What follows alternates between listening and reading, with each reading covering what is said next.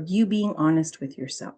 I realize that sometimes for self-preservation, we don't always share everything with everyone. Sometimes it is necessary to get through the day to keep information back. The thing that is the most important is, are you being honest with you? Are you looking around at where you are and really, truly being honest about what that is? If your focus is always on everybody else, if your focus is on managing and controlling and getting everybody else where they need to be and how they need to be and figuring out, all of the pieces, thinking ahead and anticipating everything they're going to need to think ahead and anticipate so that you are ready for when that happens, if that happens. You have to be honest that that is done at a sacrifice to you.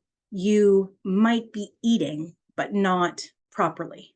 You might be sleeping, but not enough. You might be doing small things to help yourself. You might be doing small things to manage every single day, to make it through every single day, but you're not properly taking care of your basic needs. I had this conversation recently, and we were talking about how from the time you wake up to the time you go to sleep, you are so focused on managing everything for everybody else, thinking about everybody else, thinking about all the things that all the people need you to already be on top, and then being on top of those things. Yes, you are eating, you're snacking while you're making food for everybody else, but you're not sitting down and having a plate of dinner with your family. And if you sit down and you have a plate of dinner in front of you, the first time somebody says, I need the, or can you pass me the, or this isn't out with dinner, you're the person who gets up to get it all.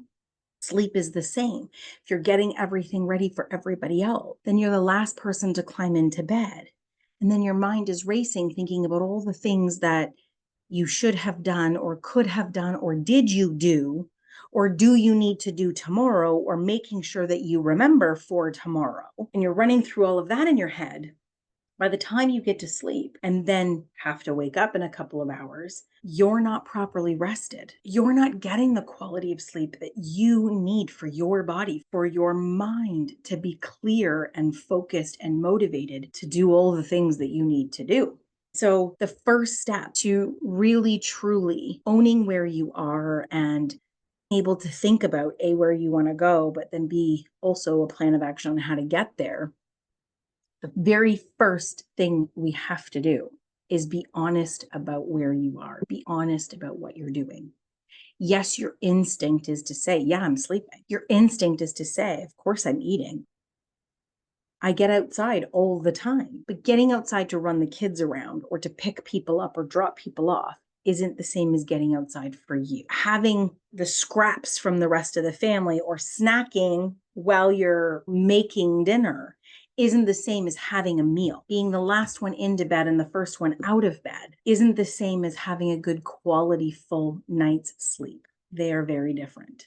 But I always go back to this analogy of you can't fix what you don't know is broken. And I'm not saying things are broken.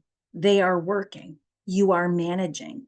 I wouldn't say that you are managing at your best capacity. And that's where we need to shift and change things. That's the things that you need to figure out by being honest with yourself, is really looking at, just from a fact-finding mission, where am I? What am I doing?